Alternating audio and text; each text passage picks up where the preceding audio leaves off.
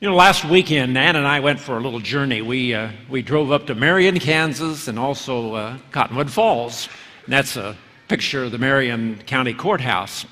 And just walking around those towns made me think of the story I'd like to share with you this morning. You know, I was walking across a county courthouse square, and on a park bench, saw an old man sitting there.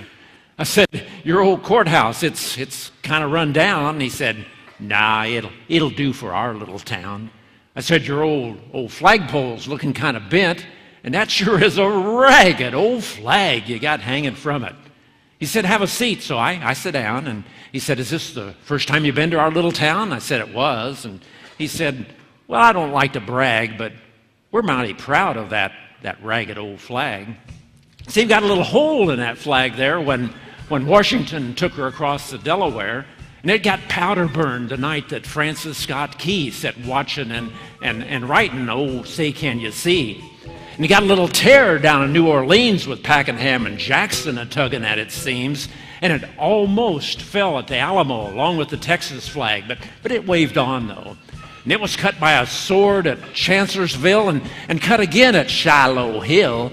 And with Robert E. Lee, Beauregard, and Bragg, the south wind blew hard on that ragged old flag.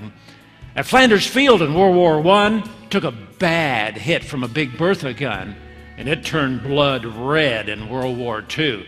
Boy, hung limping low before that one was through. And it was in Korea and Vietnam, Kuwait, Iraq, and now over in Afghanistan.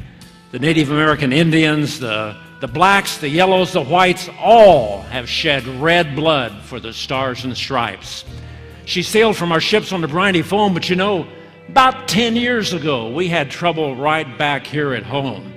On 9/11, lives were lost and buildings did fall, but the American spirit and the Stars and Stripes still stood tall.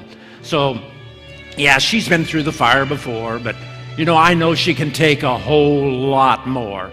So we put her up every morning, take her down every night, never let her touch the ground, and we fold her up just right. You know, on second thought, he said to me, "I do want to brag. We are mighty proud of that ragged old flag."